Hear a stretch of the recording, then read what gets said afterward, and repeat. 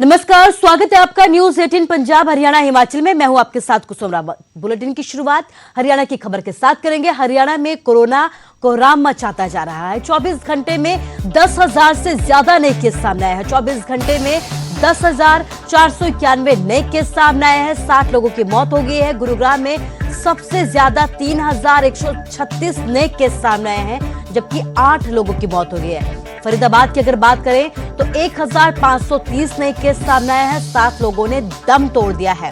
तो लगातार आंकड़े बढ़ते जा रहे हैं, लेकिन थोड़ा राहत की बात यह है कि पिछले कल से आज थोड़ा कम मामले सामने आए हैं। कल करीब 12,000 केस सामने आए थे, लेकिन आज 10,491 नए केस सामने आए हैं। लगातार आंकड़े सामने आ रहे हैं। 60 लोगों की मौत भी हुई है। गुरुग्राम में सबसे ज्यादा केस सामने आए हैं। 3,136 नए केस दर्ज किए गए हैं। इसके साथ ही 8 लोगों ने दम तोड़ दिया है।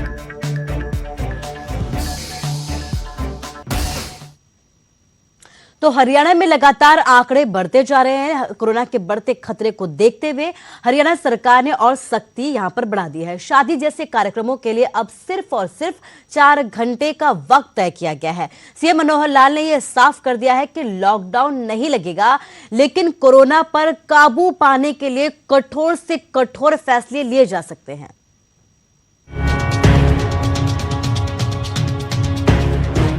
हरियाणा में बेकाबू कोरोना पर काबू पाने के लिए सरकार ने सख्त फैसले लिए हैं। कोरोना नियंत्रण को लेकर बनी हरियाणा मॉनिटरिंग कमेटी की बैठक में कई अहम फैसले लिए गए।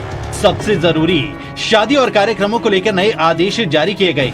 राज्य में अब शादी जैसे कार्यक्रम सिर्फ 4 घंटे में निपटाने हैं। शादी समारोह में 200 के बजाय सिर्फ 50 मेहमान ही शामिल हो सकेंगे, वो चाहे इंडोर हो या फिर आउटडोर। वहीं नाइट कर्फ्यू के दौरान शादी और अन्य किसी तरह के कार्यक्रमों की इजाजत नहीं होगी। शाम 6 बजे के बाद कार्यक्रम के लिए स्थानीय प्रशासन से इजाजत लेनी होगी। इसके अलावा जिन जिलों में कोरोना संक्रमण के ज्यादा मामले हैं, वहां कर्मचारियों को घर से काम करना पड़ेगा। गुरुग्राम, फरीदाबाद, सोनीपत, करनाल, हिसार और रोहतक में कर्मचारियों के लिए वर्क फ्रॉम होम लागू होगा। वहीं शराब के ठेके खुलेंगे या बंद होंगे, इसका फैसला जिला उपायुक्त करेंगे। वहीं सीएम मनोहर लाल ने प्रदेश में लॉकडाउन लगाने से साफ इनकार किया, लेकिन कोरोना पर कंट्रोल पाने के लिए और भी सख्ती बरतनी पड़ी तो प्रदेश सरकार पीछे नहीं हटेगी। जहाँ जहाँ केसेस ज्यादा हैं, खास करके गुरुग्राम है, फरीदाबाद है, हिसार है, करनाल है, सोनीपत है, इन सब जिलों में डीसीज को पूरी सख्ती बरत करके और इन चीज़ों को इम्प्लीमेंट करने के लिए कहा है, ताकि हम इस चक्र को वहाँ तोड़ सकें और ये संख्या, जहाँ हज़ारों की संख्या में एक एक दिन में केस आ रहे हैं, उसको रोक करके और इसको कैसे कंट्रोल में ला सकते हैं। सचिवालय में हुई इस बैठक में सीएम मनोहर लाल, गृह और स्वास्थ्य मंत्री अनिल विज के अलावा विभागों के एसीएस, डीजीपी और डीजी हेल्थ मौजूद रहे। बैठक में और भी महत्वपूर्ण फैसले लिए गए। 1 मई से 18 साल से ज्यादा उम्र के लोगों को वैक्सीन सरकारी अस्पतालों में मुफ्त लगाई जाएगी, जिसका रजिस्ट्रेशन 28 अप्रैल से शुरू होगा। जो रजिस्ट्रेशन करेंगे उन्हीं को वैक्सीन लगेगी। पीजीआई रोहतक में 1000 ऑक्सीजन बेड बनाने के निर्देश दिए गए हैं। हरियाणा के सभी प्राइवेट अस्पतालों में 50% बेड कोविड मरीजों के लिए आरक्षित किए जाएंगे। जिला उपायुक्त को शक्तियां दी गई है कि वो अपने मुताबिक धारा 144 का फैसला ले सकते हैं। जिला डीसीज को ये पूरा पहले ही अधिकार है, फिर भी उनको धरा दिया गया कि 144 वो लगा करके, और जहाँ जहाँ उनको कंट्रोल करना आवश्यक लगता है वहाँ 144 पूरा लगाएं, और जिनको छूट देनी है उनको उन ऑफिस में छूट दें। हरियाणा में बढ़ते कोरोना संक्रमण को देखते हुए सरकार ने वरिष्ठ आईएएस अधिकारी पीके दास को अहम जिम्मेदारी सौंपी है। अस्पतालों में कैसे मरीजों को बेहतर सुविधाएं मिल सके, ये सुनिश्चित किया जाएगा। सरकार की ये सब कोशिश उस जानलेवा बीमारी पर काबू पाने की है जो हर दिन पैर पसार रही है। अंकित दुदानी के साथ मनोज कुमार, न्यूज 18 चंडीगढ़। तो हरियाणा में लगातार पैर पसार रहे कोरोना संक्रमण के लिए कांग्रेस के प्रदेश प्रभारी विवेक बंसल ने बीजेपी पर इसका ठीकरा फोड़ा है। इसके साथ ही पानीपत पहुंचे विवेक बंसल ने यह कहा है कि बीजेपी ने जैसा चरित्र खुद अपनाया, वही आज उनके कार्यकर्ता और प्रदेश की जनता अपनाने को मजबूर हो गई है। बीजेपी नेता अपनी रैलियों में किसी गाइडलाइन का पालन नहीं करते, जिसके चलते प्रदेश में कोरोना फैलता जा रहा है। अब जो भारतवासी आज जितने पीड़ा में हैं, जितने कष्ट में हैं कोविड को लेके, उसके विपरीत सरकार पूरी जिसे कहते हैं कि मस्त है। सरकार को कोई फर्क नहीं पड़ रहा। सरकार का निशाना जिसे कहते हैं कि मछली की तरफ होता है अर्जुन का, इनका जो निशाना है, इनकी जो मछली की आंख है, वो या तो प्रदेश के जो राज्य हैं या जो विपक्षी दल जो वहाँ इनसे हटकर जो शासन कर रहे हैं उनको किस तरीके से पदमुक्त किया जाए, इस पर है और राजनीतिक लाभ पर है। और चलिए बात पंजाब की करते हैं। आज पूरे पंजाब में सख्ती बरती जाएगी। बाजार, मॉल और दुकानें बंद रहेंगी। केवल आवश्यक सेवाएं ही जारी रहेंगी। नेशनल स्टेट हाईवे लगातार जारी रहेंगे। आवाजाही यहां पर जारी रहेगी। ऑक्सीजन सेवाएं जारी रखी जाएंगी। कोरोना के बढ़ते मामलों की वजह से पंजाब में सख्ती बढ़ाई गई है। तो पंजाब में लगातार कोरोना का कहर बढ़ता जा रहा है। इस बीच पंजाब सरकार ने सख्ती बरतने के आदेश जारी किए हैं और यही वजह है कि आज पूरे पंजाब में सख्ती रहेगी। बाजार, मॉल और दुकानें बंद रखी जाएंगी। केवल आवश्यक सेवाओं की जो आवाजाही है वो ही जारी रहेगी। नेशनल स्टेट हाईवे लगातार जारी रहेंगे। इसके साथ ही ऑक्सीजन सेवाएं भी जारी रहेंगी। कोरोना के बढ़ते मामलों की वजह से पंजाब सरकार ने ये सख्ती बरती है। 25 तरीक ਨੂੰ ਬਹੁਤ ਸਾਰੇ ਲੋਕਾਂ ਦੀਆਂ ਕੁਐਰੀਜ਼ ਨੇ ਕੀ ਬੰਦ ਹੋਊਗਾ ਕੀ ਖੁੱਲੂਗਾ। ਪਹਿਲੀ ਗੱਲ ਤਾਂ ਇਹ ਹੈ ਕਿ ਕੱਲ ਨੂੰ ਸਾਰੀਆਂ ਦੁਕਾਨਾਂ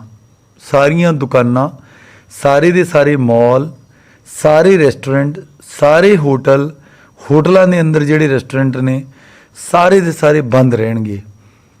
ਐਸੈਂਸ਼ੀਅਲ ਸਪਲਾਈਜ਼ ਨੂੰ ਛੱਡ ਕੇ ਕਈ ਲੋਕ ਐਸੈਂਸ਼ੀਅਲ ਸਪਲਾਈਜ਼ ਦਾ ਬਹਾਨਾ ਲਾ ਕੇ ਕਈਆਂ ਨੂੰ ਇਹ ਹੈ ਕਿ ਸ਼ਾਇਦ ਕੋਈ ਦੁਕਾਨਾਂ ਖੋਲ੍ਹ ਲੈਣ। मैं ये स्पष्ट करना चाहना कि कल केवल ते केवल कैमिस्टां दीयां दुकानां या जेड़ा कोई बिजनेस ऑक्सीजन दे नाल डील करदा हैगा वो या हस्पताल।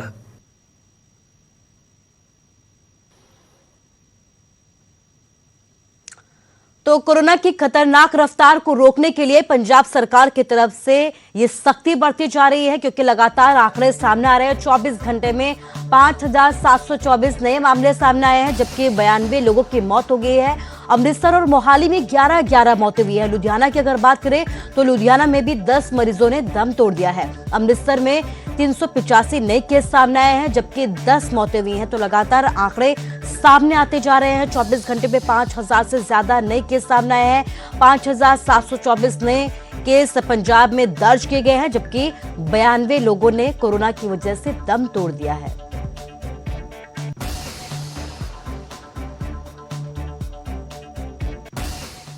और बात हिमाचल की करते हैं। हिमाचल में भी कोरोना रिकॉर्ड कायम करता जा रहा है। 24 घंटे में प्रदेश में 2073 नए केस दर्ज किए गए हैं।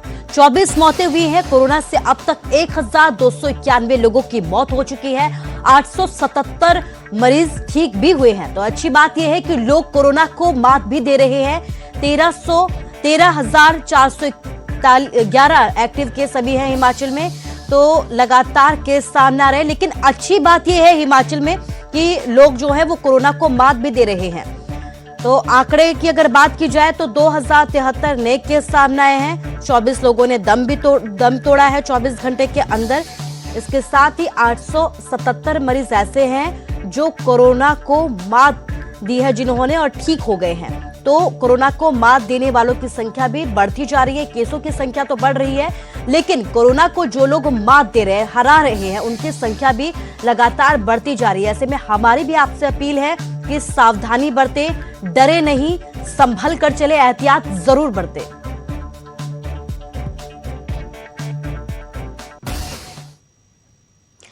तो कोरोना के बढ़ते खतरे के बीच अब हिमाचल कांग्रेस फिर से अपनी आपदा सेल शुरू करेगी। कांग्रेस मंगलवार को शिमला से गांधी हेल्पलाइन शुरू करने वाली है।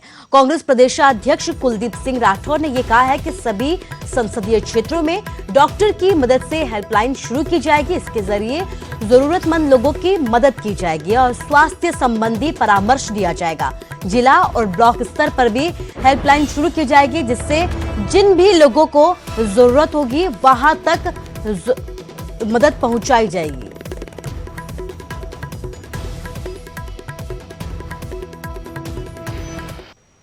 जिनके पास खाने की व्यवस्था नहीं थी उन्हें खाना उपलब्ध कराया, उन्हें घर तक पहुंचने की जो उनका यातायात का शुल्क था वो अदा किया, व्यवस्था की। हमने एक आपदा सेल बनाया था। तो पानीपत में सरकार और प्रशासन के स्वास्थ्य सुविधा देने के दावे खोखले साबित हुए, जहां एक मासूम को इलाज से महरूम रहना पड़ा, वो सिर्फ इसलिए क्योंकि डॉक्टरों ने बिना टेस्ट के ही उसे कोरोना पॉजिटिव घोषित कर दिया।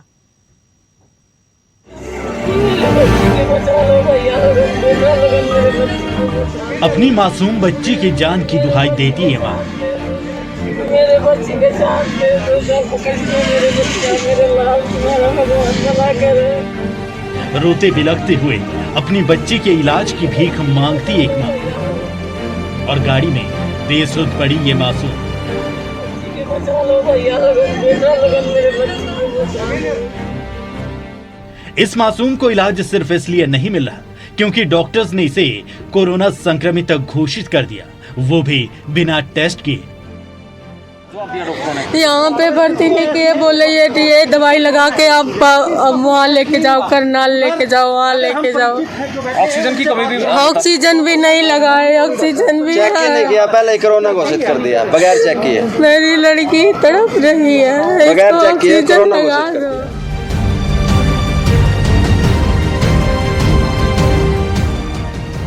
दिल को झकझोरने वाली ये तस्वीरें पानीपत के सामान्य अस्पताल की, जहां ये बेबस मां अपनी बच्ची को इलाज के लिए लेकर पहुंची थी, लेकिन धरती का भगवान कहे जाने वाले डॉक्टरों ने इसका इलाज तक करना मुनासिब नहीं समझा।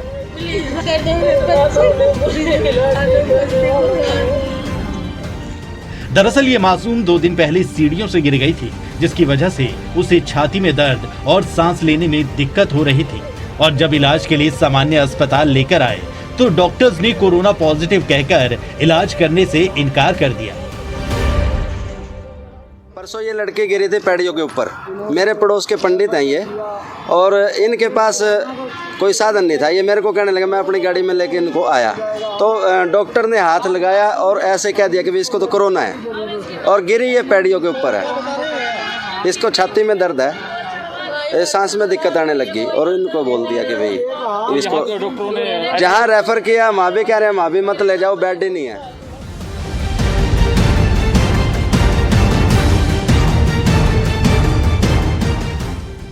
हालांकि जब इस बाबत सीएमओ से बात की गई तो जरा उनका जवाब भी सुन लीजिए। जहाँ तक मेरी परिजनों ने डॉक्टर से बात कही थी तो डॉक्टर ने तो ऐसा कुछ नहीं बताया, उसने उसी समय उसको देख के एडमिट कर दिया था। मुझे ये नहीं पता क्योंकि पहले किससे बात हुई है, क्योंकि जिस डॉक्टर को मैंने कहा था उनसे उनकी शायद पहले बात नहीं हुई थी, उन्होंने उसी समय उसको एग्जामिन करके एडमिट कर दिया।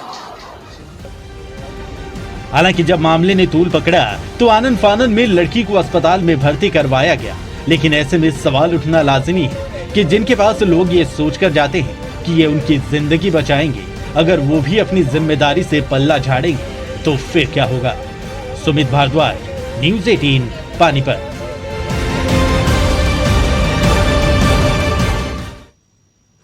और अब खबर करनाल से है, जहां के कल्पना चावला अस्पताल में कोरोना मरीज की मौत हो गई, वो भी ऑक्सीजन की कमी के चलते। ऐसा आरोप मृतक के परिजनों की तरफ से लगाया गया है, लेकिन पूरा मामला क्या है इस रिपोर्ट के जरिए देखिए।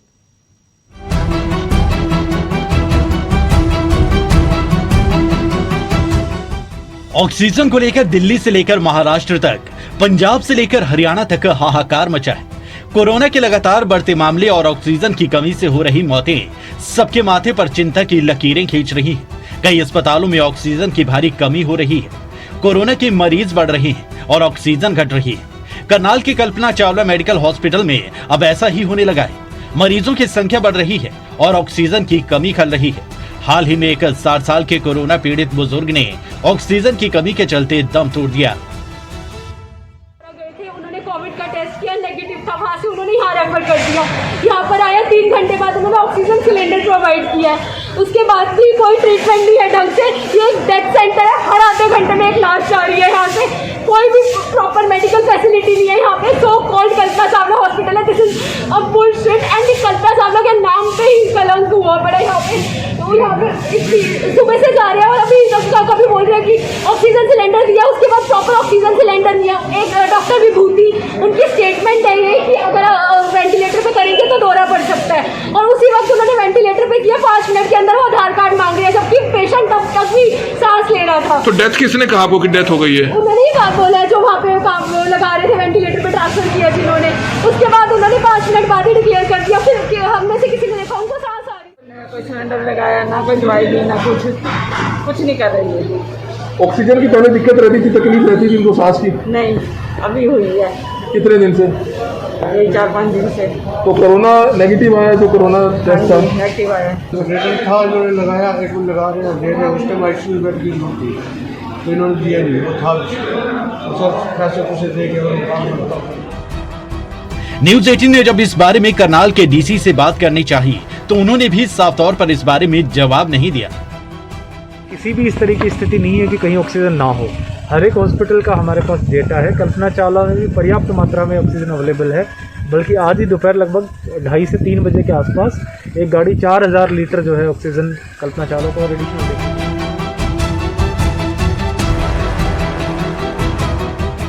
बात साफ है, अधिकारी कुछ नहीं बोलते और अस्पतालों की हकीकत आपके सामने है। हमारा उद्देश्य आम जनता को डराना नहीं है, लेकिन अगर अस्पतालों में ऑक्सीजन की कमी यूं ही बढ़ती रही तो आगे क्या होगा। हिमांशु नारंग, न्यूज 18 करनाल। तो ऑक्सीजन को लेकर हाहाकार मचा है। गुरुग्राम में ऑक्सीजन सिलेंडर की कालाबाजारी का मामला भी सामने आया है। इस मामले में पुलिस ने 4 लोगों को गिरफ्तार किया है, जो 12,000 का ऑक्सीजन सिलेंडर 90,000 तक बेचते थे।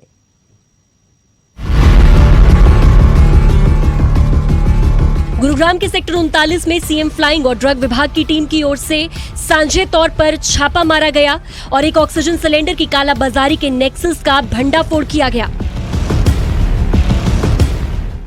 सेक्टर 39 में रेड करके 9 ऑक्सीजन सिलेंडर बरामद किए गए और मौके से एक शख्स को गिरफ्तार किया गया। इससे हुई पूछताछ के बाद इसके 3 अन्य साथियों पर भी शिकंजा कसा गया। ये लोग लालच में इस कदर अंधे हो गए थे कि ऑक्सीजन की कमी के बीच मुनाफा कमाने की योजना इनकी ओर से घड़ी गई थी। इन लोगों ने 12,000 रुपए की कीमत वाले ऑक्सीजन सिलेंडर को 50-50 हजार में खरीदा और फिर आगे इन सिलेंडरों को 90-90 हजार में बेचने की योजना बनाई। हालांकि इस कीमत पर इनकी ओर से अभी तक एक ही सिलेंडर बेचा जा चुका है। ये कोरोना की वजह से जो ब्लैक मार्केटिंग है उसके कारण से ऐसा हुआ और एक रेड की गई। तभी हमने जब उनको कब्जे में लिया तो उनके कब्जे से हमें उनके घर से 8 सिलेंडर और प्राप्त हुए। हमें जब हमने पूछताछ की तो पता चला इन्होंने कल भी एक सिलेंडर गुरुग्राम में बेचा है। तो ये 9 सिलेंडर हमने आज टोटल रिकवर किए। 9 के 9 सिलेंडर ऑक्सीजन से भरे हुए हैं। गिरफ्तार किए गए चारों आरोपी हेल्थ केयर सर्विसिंग नाम की एक फर्म चला रहे थे, जिनका काम मरीजों को आईसीयू नर्सिंग सेवा के तौर पर ऑक्सीजन सिलेंडर, एम्बुलेंस और नर्सिंग स्टाफ मुहैया करवाना था। भारत सरकार ने ऑक्सीजन का जो रेट है इन सिलेंडर्स में वो 25 रुपए पर क्यूबिक मीटर तय कर रखा है। तो एक ऑक्सीजन के सिलेंडर में 1000 रुपए की ऑक्सीजन आती है, जिसके तहत आज हमने इसमें essential commodities act, drug and cosmetic act, disaster management act के तहत मुकदमा दर्ज किया। बीते कुछ दिनों से दिल्ली एनसीआर में कोरोना का कहर बढ़ा है और इलाज के दौरान ऑक्सीजन सिलेंडरों की भारी कमी पेश आ रही है। ऐसे समय में लोग ऑक्सीजन सिलेंडर ज्यादा पैसे में भी खरीद रहे हैं, जिससे वो अपने रिश्तेदार की जान बचा सके। इसके कारण ही कई लोग कालाबाजारी को पैसा कमाने का जरिया बना रहे हैं। गुरुग्राम से धर्मवीर शर्मा, न्यूज 18।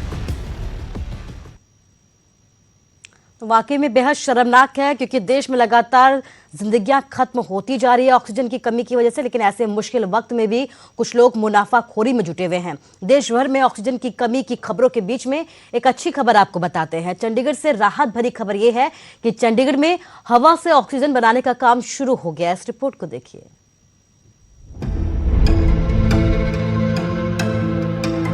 कोरोना महामारी के दौर में जहां एक तरफ ऑक्सीजन न मिलने के कारण मरीजों की जान जा रही है, वहीं चंडीगढ़ में हवा से ऑक्सीजन बनाकर मरीजों की जान बचाने का काम शुरू हो चुका है। ऑक्सीजन के state nodal officer doctor Manjeet Singh ने बताया कि ऑक्सीजन जनरेटर प्लांट से कोविड मरीजों के लिए ऑक्सीजन सप्लाई शुरू कर दी गई है, जिसके तहत जीएमसीएच 16, जीएमसीएच 32 और सेक्टर 48 में हवा ऑक्सीजन का काम शुरू हो चुका है। डॉक्टर मंजीत ने यह भी बताया कि इन अस्पतालों में ऑक्सीजन जनरेटर प्लांट की मदद से 1 मिनट में 1500 से ज्यादा लीटर ऑक्सीजन प्राप्त की जा सकती है। सेक्टर 16 के अस्पताल में 500 लीटर प्रति मिनट, सेक्टर 32 के अस्पताल में 1000 लीटर और 48 के अस्पताल में 100 लीटर प्रति मिनट ऑक्सीजन प्राप्त की जा सकती है।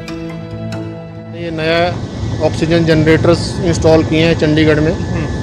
3 ऑक्सीजन जनरेटर इंस्टॉल किए हैं जिनको PSA ऑक्सीजन जनरेटर्स बोलते हैं, जो कि लगभग 1600 लीटर पर मिनट की कैपेसिटी से 1 मिनट में 1600 लीटर ऑक्सीजन जनरेट करते हैं टोटल मिला के।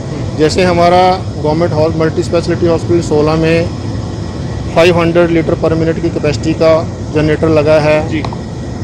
GMCH 32 में 1000 LPM की कैपेसिटी का जनरेटर लगा है और कोविड हॉस्पिटल 48 में 100 LPM कैपेसिटी का ऑक्सीजन जनरेटर लगा है।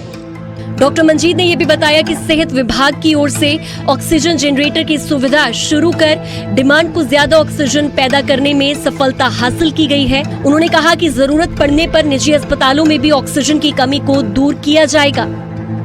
ऑक्सीजन की कमी इस वक्त बड़ी चिंता का विषय बनी हुई है। ऐसे समय में हवा से पैदा की गई ऑक्सीजन उन मरीजों के लिए वरदान साबित हो सकती है जो लिक्विड ऑक्सीजन की कमी से जूझ रहे हैं। चंडीगढ़ से चमन, न्यूज़ 18 पंजाब।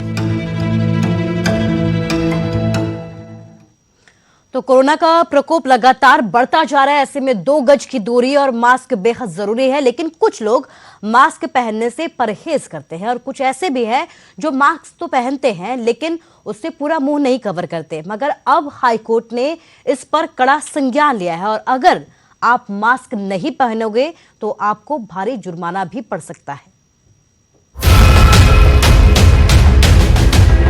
कोरोना के बढ़ते मामलों ने सरकार की नींद उड़ा दी है, इसलिए पंजाब हरियाणा हाई कोर्ट ने भी नया ऑर्डर जारी किया है। हाई कोर्ट ने आदेश दिया है अगर फेस पर प्रॉपर तरीके से मास्क नहीं है तो उसका चालान किया जाए, यानी अगर मास्क नाक या मुंह को नहीं ढक रहा तो उसका ਚਾਲਾਨ ਹੋਗਾ। ਇਹ ਤਾਂ ਪਹਿਲਾਂ ਵੀ ਸੀਗਾ ਜੀ ਵੀ ਜਿਹੜਾ ਨੱਕ ਤੇ ਮੂੰਹ ਨੂੰ ਕਵਰ ਮਾਸਕ ਜਿਹੜਾ ਆਪਾਂ ਲਗਾਣਾ ਉਹਦੀ ਸਹੀ ਜਿਹੜਾ ਤਰੀਕਾ ਲਗਾਉਣ ਦਾ ਹੀ ਹੈ ਕਿ ਨੱਕ ਨੂੰ ਤੇ ਮੂੰਹ ਨੂੰ ਆਪਾਂ ਕਵਰ ਕਰਾਂਗੇ। ਕਿ ਦੋ ਹੀ ਚੀਜ਼ਾਂ ਹੈਗੀਆਂ ਜੀ ਇਹਨਾਂ ਨੂੰ ਆਪਾਂ ਕਵਰ ਰੱਖਾਂਗੇ, ਉਹਨੂੰ ਆਪਾਂ ਮਾਸਕ ਲੱਗਿਆ ਕਹਿੰਦੇ ਆ। ਜੇ ਅਧੂਰਾ ਕਰਦੇ ਫਿਰ ਆਪਾਂ ਉਹਨਾਂ ਨੂੰ ਰੋਕ ਕੇ ਥੋੜਾ ਸਮਝਾਈਦਾ, ਜਾਂ ਜਿਹੜਾ ਨਹੀਂ ਮੰਨਦਾ ਉਹਨੂੰ ਫਿਰ ਦੁਬਾਰਾ ਦੱਸੀਦਾ, ਆਪਾਂ ਚਲਾਨ ਕਰ ਦਈਦਾ। हालांकि कोरोना के बढ़ते मामलों को देखकर लोग मास्क लगाकर ही बाजारों या किसी पब्लिक प्लेस में नजर आ रहे हैं, मगर हाँ कुछ लोगों के दिमाग में अब तक जानलेवा बीमारी का डर नजर नहीं आ रहा। वो बिना मास्क के ही खुलेआम घूम रहे हैं, जिन्हें सबक सिखाने के लिए हाई कोर्ट ने ये आदेश जारी किया है। ਤੁਸੀਂ ਦੇਖ ਸਕਦੇ ਹੋ ਕਿ ਇਸ ਤਰ੍ਹਾਂ ਦਾ ਜਿਹੜਾ ਚਲਾਨ ਹੈਗਾ ਉਹ ਕੱਟਿਆ ਜਾਂਦਾ ਹੈਗਾ ਜੇਕਰ ਕੋਈ ਵੀ ਵਿਅਕਤੀ ਮਾਸਕ ਨਹੀਂ ਪਾਉਂਦਾ ਜਾਂ ਕਿਸੇ ਵੀ ਤਰ੍ਹਾਂ ਦੇ ਲੌਕਡਾਊਨ ਦੇ ਵਿੱਚ ਉਲੰਘਣਾ ਕਰਦਾ ਤਾਂ ਪੁਲਿਸ ਵੱਲੋਂ ਜਿਹੜੀ ਇੱਕ ਸਖਤ ਨਜ਼ਰ ਹੈ ਉਹ ਰੱਖੀ ਜਾ ਰਹੀ ਹੈ ਮੋਹਾਲੀ ਪੁਲਿਸ ਵੱਲੋਂ। ਔਰ ਜੇਕਰ ਕਿਸੇ ਵੀ ਵਿਅਕਤੀ ਵੱਲੋਂ ਸਹੀ ਤਰੀਕੇ ਦੇ ਨਾਲ ਚਲਾਨ ਨਹੀਂ ਪਾਇਆ ਜਾ ਰਿਹਾ ਜਾਂ ਕਿਸੇ ਵੀ ਵਿਅਕਤੀ ਦਾ ਨੱਕ ਦੇ ਥੱਲੇ ਚਲਾਣਾ ਤਾਂ ਉਸ ਦਾ ਵੀ ਜਿਹੜਾ ਚਲਾਨ ਹੈਗਾ ਉਹ ਕੱਟਿਆ ਜਾਏਗਾ। ਔਰ ਪੰਜਾਬ ਐਂਡ ਹਰਿਆਣਾ ਦੇ ਜਿਹੜੇ ਨਵੇਂ ਨਿਯਮ ਹੈ ਉਸ ਦੇ ਬਾਰੇ ਵੀ ਇਹਨਾਂ ਨੂੰ ਜਾਣਕਾਰੀ ਪ੍ਰੋਪਰਲੀ ਹੈ। ਔਰ ਲੋਕਾਂ ਨੂੰ ਵੀ ਅਸੀਂ ਅਪੀਲ ਕਰਾਂਗੇ ਕਿ ਜਿਹੜਾ ਮਾਸਕ ਉਹਨੂੰ ਪ੍ਰੋਪਰਲੀ ਪਹਿਨੋ, ਕੇਵਲ ਮਾਸਕ ਦਿਖਾਵੇ ਲਈ ਨਹੀਂ ਬਲਕਿ ਬਚਾਅ ਦੇ ਲਈ ਪਹਿਨੋ ਤਾਂ ਕਿ ਇਸ ਬਿਮਾਰੀ ਤੋਂ ਬਚਿਆ ਜਾ ਸਕੇ। ਕੈਮਰਾਮੈਨ ਰਜਿੰਦਰ ਦੇ ਨਾਲ ਰੋਹਿਤ ਬੰਸਲ, ਪੱਕਾ ਨਿਊਜ਼ 18 ਪੰਜਾਬ, ਮੋਹਾਲੀ।